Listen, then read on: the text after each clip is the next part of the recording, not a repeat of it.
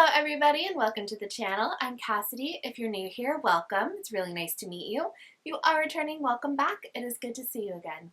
So today we're going to be talking about another short story in Stephen King's If It Bleeds.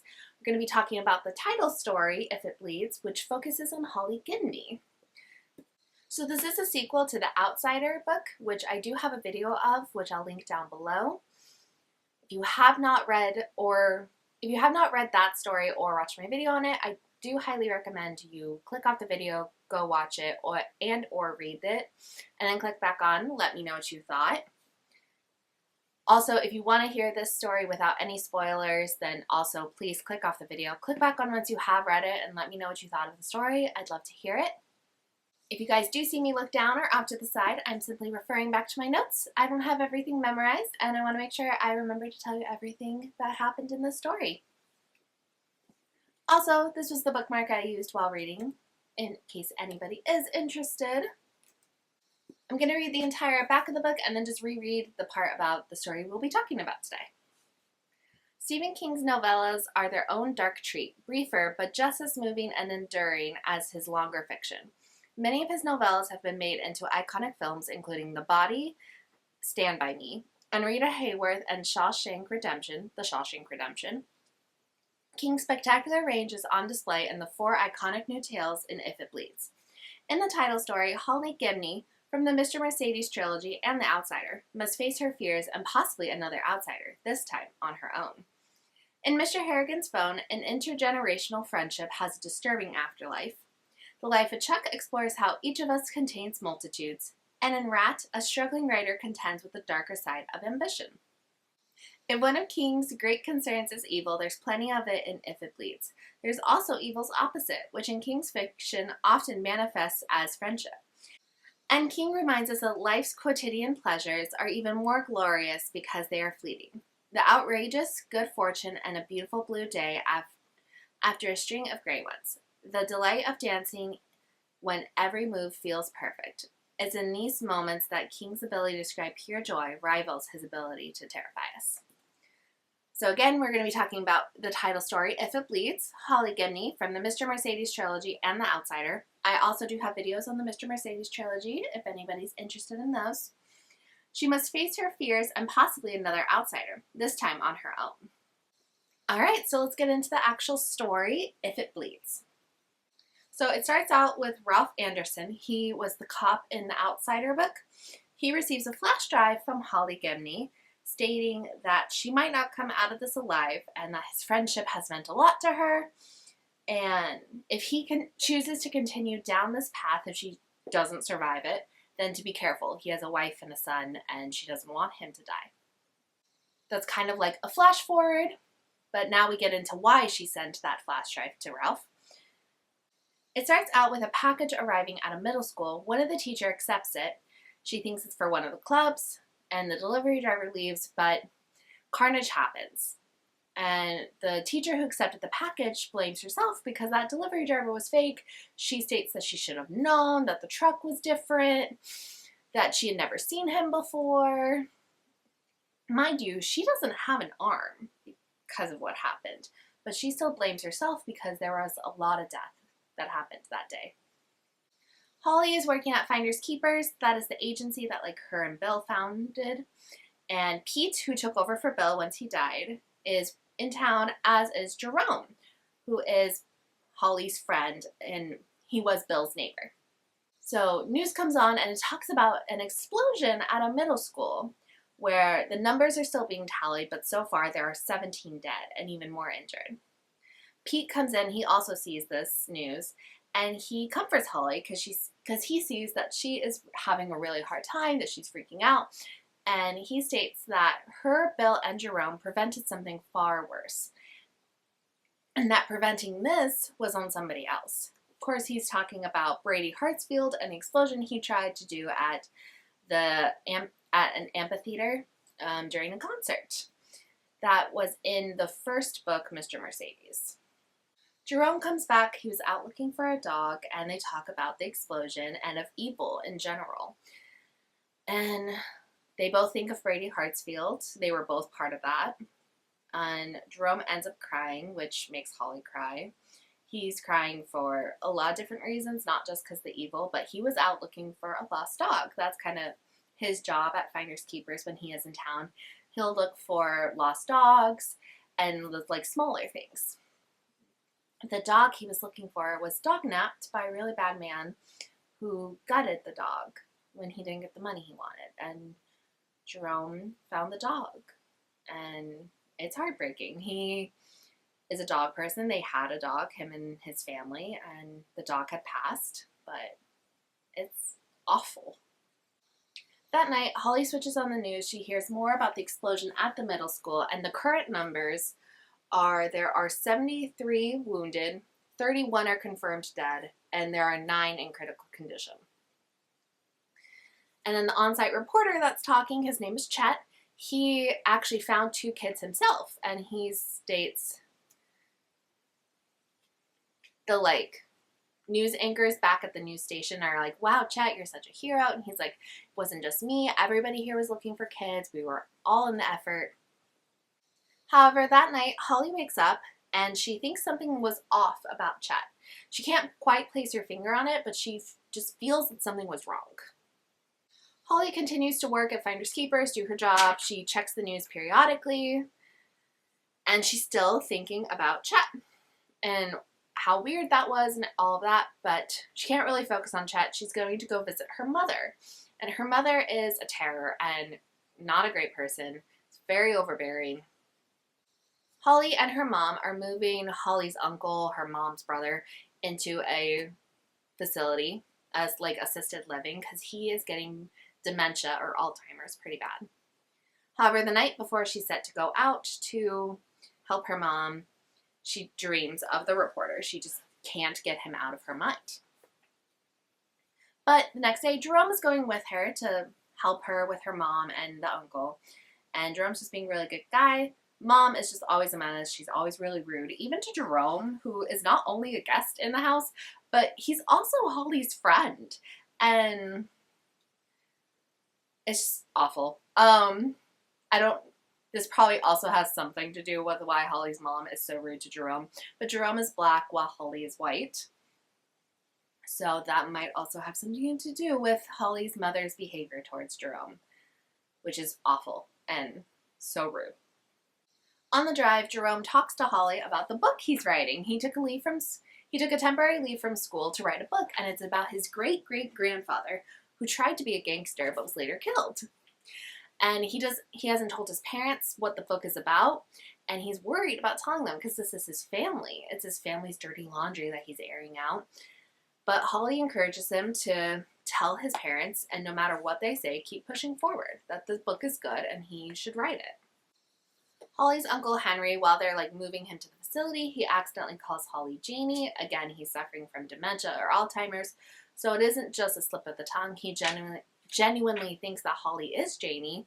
Janie being Bill's very short time girlfriend. She got blown up by Brady Hartsfield.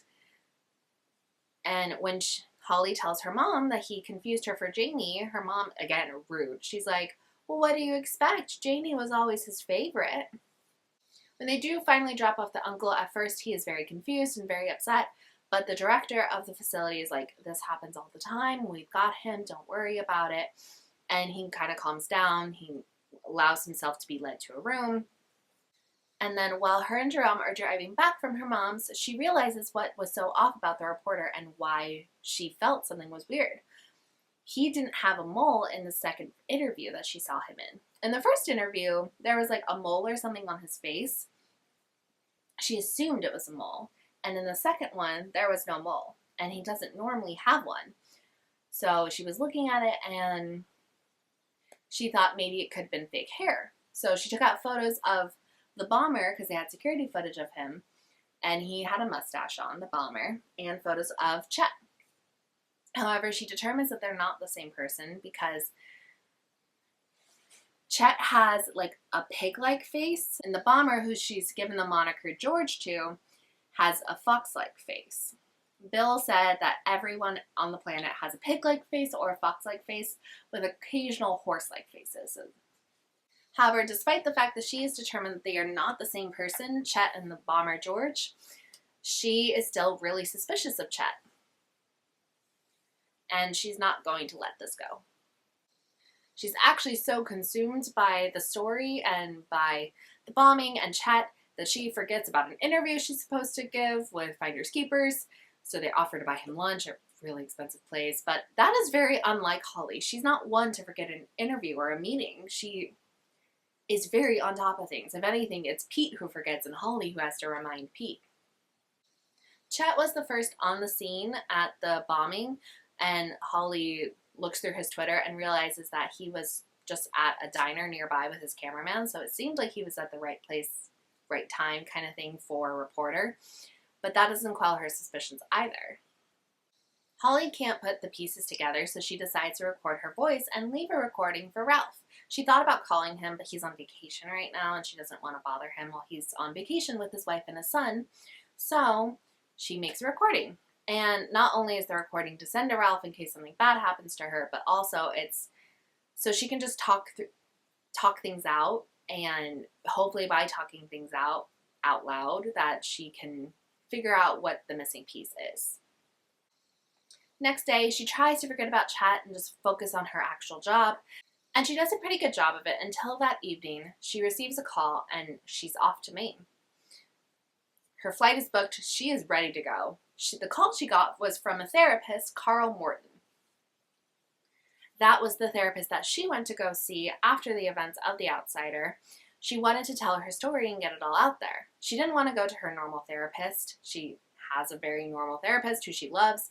She's been going to her for a couple years, and she didn't want to tell the story to her because she thought it would ruin the relationship they've built and make things cloudy, and because she knew nobody would believe her. And she didn't want her current therapist, who's actually helping her with a lot of things, for things to be weird with her, which is fair. So she hunted out a new therapist, told him her story of The Outsider. He definitely did not believe her, but at her second appointment with him, and it ended up being her last, she said, I want you to spread this story, talk about it at conferences, whatever, tell people. If you find another therapist who has a patient who has a very similar story, I want you to give them my number. While continuing her recording for Ralph, she reveals that Morton did do exactly that. He told her story with very slight changes so nobody could actually look it up. Like, the town was different, her name is obviously different, the exact method, like, the exact way that the child was unalived was different. Little things, but overall, the story was the same. And he has another doctor who has a very similar patient with similar delusions. And Carl Morton, the therapist Holly went to, has actually known about this other patient for over a year, so Holly's kind of mad about that. Fair. However, he thinks that it was time now, the patient is declining, and hasn't gone to see the therapist in a while, so with the patient's permission, the other patient, Holly, got his number and called him. They have determined that they're going to meet up and talk about everything because he suspects Chet, because this other patient suspects Chet of being the bomber and being the one responsible for the bombing as well. Holly makes it to Maine. She calls Jerome, lies. I don't even think she tells him that she's in Maine, but she says that she's fine. So Holly meets Dan, he's the patient of the therapist, and his grandson Brad, who claim that they have been chasing this creature for decades. Well, Dan more than Brad, but Brad as well. He's been helping his grandpa. Dan believes that these creatures can't grow any kind of facial hair, and that this particular one can't change its appearance like Holly's creature could. They show images from like 60 years prior where the title of the news article was like, worst plane crash in history, 80 people died. And the reporter on site is Chet. Not exactly, not like looks for looks, but someone who looks eerily like Chet. If she were to show someone a photo of this man and Chet, they'd be like, oh wow, he really resembles his grandpa, or whatever. But Holly knows. Dan and Brad then show Holly a few different clips throughout all the years of all of them being Chet. They all look a little bit different, but they all look the same. Dan is able to remember all these faces really easily, and he was able to put it together because he not only worked for the cops, but he also worked for the cops part-time as a sketch artist, and he has a knack for remembering faces in very specific detail. Holly ends up putting 3 of the photographs together. There are 17 different photographs total, but she puts 3 of them kind of together, and it's Chet. There's no question in Holly's mind. They all have pretty similar pig-like faces. So, Dan is nearly done with the day. He is very old, he's in a wheelchair, but he wants to show Holly one more thing. So him and Brad show Holly images of George, the bomber. Dan states that Chet has like basically 2 templates of faces that he can borrow from. His main one is Chet, but he'll also go to George every once in a while. But those are the only 2 templates of faces that he has. Dan also revealed the reason he went to the therapist was just kind of for Holly's reason as well. He wanted to get it off his chest and maybe even find someone who also experienced something similar. Holly's back in her hotel room and she gets messages from Pete, Barbara, who's Jerome's little sister, and Jerome, and she feels really loved and cared for. She also has many messages from her mom, which does not make her feel loved and cared for, but she goes through them, she answers them. She actually stands up for herself to her mother, which is something that old Holly never would have been able to do. But this just shows how much Holly has grown. Her mother, however, has not.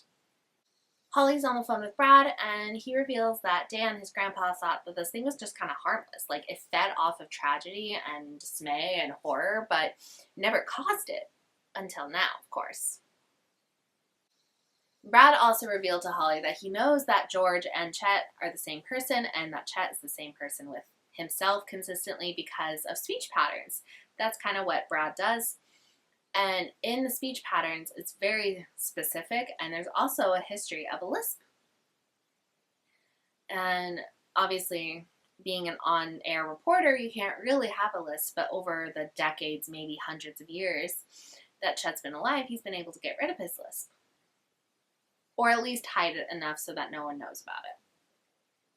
She also asks about, like, a working history, like, how is he getting hired, and Brad and Dan believe that he gets hired at, like, smaller stations and very easily because he is talented.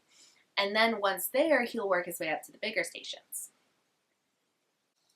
We then go to Barbara and Jerome. Barbara's really worried about Holly. She looked at her computer search history, which she felt yucky doing, but she did it, and she saw about all the searches about the bombing, and she's worried about Holly. And Jerome also has like a tracking app on his phone and on Holly, so he knows where Holly is, and he knows that she lied to him. So they're both pretty concerned about her. Barbara especially.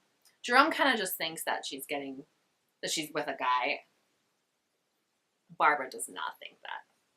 Back to Holly, she calls the Chet's like helpline, and she gives the receptionist all the names, or not all of the names, but a few names of who Chet has been in the past, and tells her to have Chet call her back by 9, or she's going to like go to the tabloids. And then she just hangs up. Chet does call her back, and Holly emails him all the proof that she has of who he is, and says that she wants to meet, or that and Holly states that she wants to meet the next day, or she'll release it to the tabloids, and there will be a lot of people who won't believe anything, but tabloids will eat it up, and there will be people who will believe, and no matter what, it is bad publicity for him.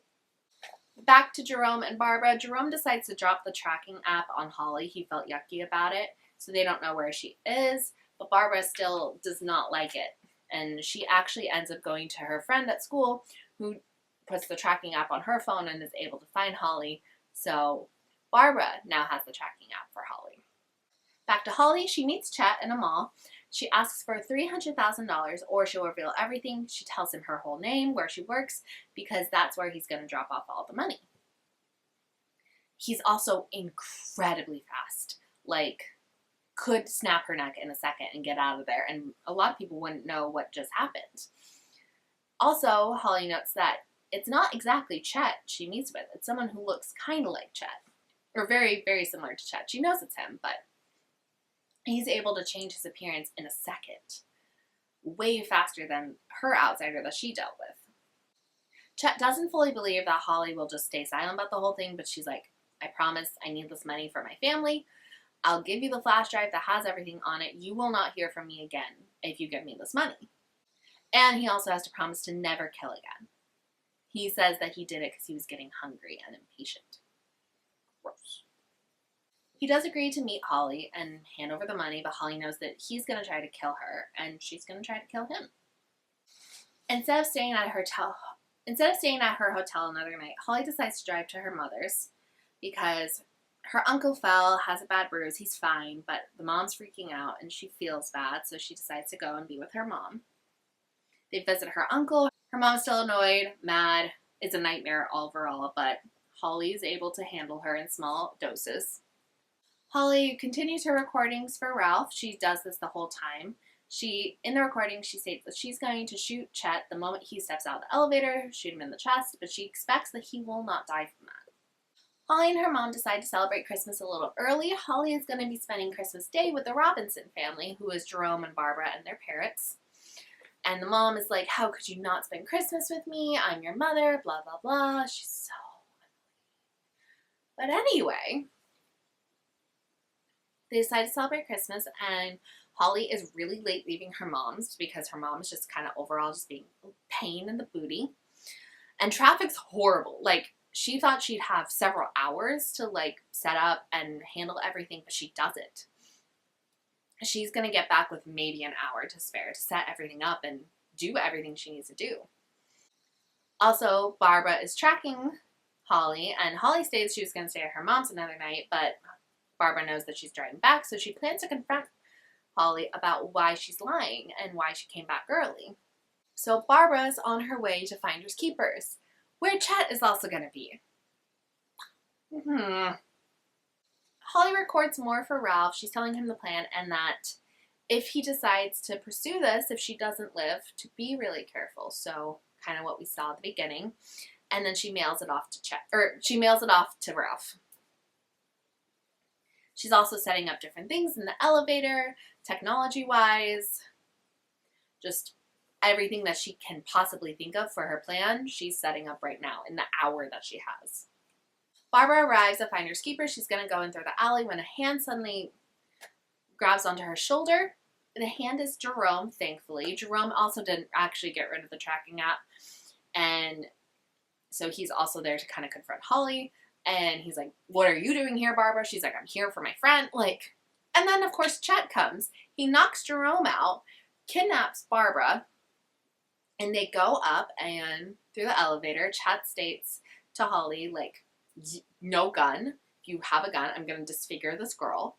So Holly's plan is ruined. She can't shoot him in the chest. Chet changes in front of Barbara, and his face kind of turns to jelly. And he changes his appearance. Barbara is traumatized. She's so shocked and scared. She ends up peeing herself, which Chet loves to see. And he loves to see her terrified because he feeds off that terror. Once they're out of the elevator, Chet kicks Barbara in the stomach, kicks her into the bathroom, telling her to go clean herself up, blah, blah, blah. Holly plans on attacking Chet, but Jerome is actually okay, and he comes, he's like, where's Barbara? He attacks Chet. Barbara ends up pepper spraying Chet, and Holly shoves him down the elevator shaft. She made it so that the elevator wasn't there, or the elevator door stayed open, and she shoved him down the elevator shaft. So, Chet is no longer alive. We hope, anyway. We assume. Holly tells Barbara and Jerome what to tell the cops, which is basically they came to Finders Keepers to get Holly so they can go holiday shopping. Holly wasn't there. She was already holiday shopping. And then they were both attacked by a mugger who ran away. She also checks on both siblings. They're both hurt, but they're both okay, which is good. She checks on them before she tells them what to say to the cops. And making sure they're safe is obviously way more important than being like, okay, here's the plan. Holly goes down to the basement and checks, and Chet's clothes are there, but no Chet and no bugs. She even checks the clothes. There are no bugs like with the first outsider she handled, so she feels safe and content that he's gone. Brad ends up calling Holly. Dan is in the hospital. He suffered a heart attack, but he's expected to make a recovery, so Holly tells Brad the good news of Chet not being alive anymore, so that Brad can tell Dan something good. He asks if there are any more, and Holly says no. She doesn't believe that there are any more like him out there. Holly does not believe this. She just wants Brad and Dan to live their life and not have to worry about this, but Holly fully believes that there are way more creatures out there. Holly then spends Christmas with the Robinson family, and her and Barbara talk of what happened. And Holly gives Barbara her therapist's number, the Carl Morton guy, in case she wants to tell her story. He's already heard stories like this. Whether or not he believes them doesn't really matter, but he can listen. And if she wants to tell the story, then he's a good person to tell it to. And then her and her mom visit her Uncle Henry again. He doesn't remember basically anything. He is deep in the dementia Alzheimer's. It's hard. But he does recognize Holly, and he calls her Holly, not Jamie. So Holly's a little bit happy about that. That, my friends, is the story of Holly Gibney in If It Bleeds.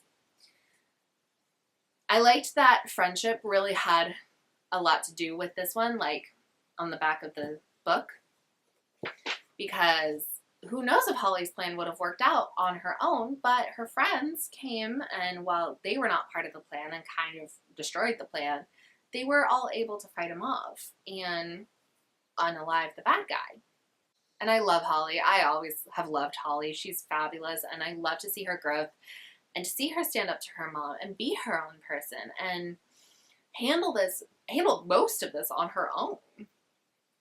And when book 1, Mr. Mercedes Holly, even Finders Keepers Holly, would never have been able to do anything like this. And she's just grown a lot as a person, and I'm so proud of her. So, if you enjoyed the video, please leave it a like. Comment down below what you thought. I know that there's another book in this trilogy that's already out, or in this series that's already out. I think there's meant to be 4 or maybe more books. So if you want to talk about that book, please just let everyone know that you're going to be talking about something that's a spoiler. But yeah, let me know what you thought down below. Subscribe if you're new, and I will see you all next time. Bye!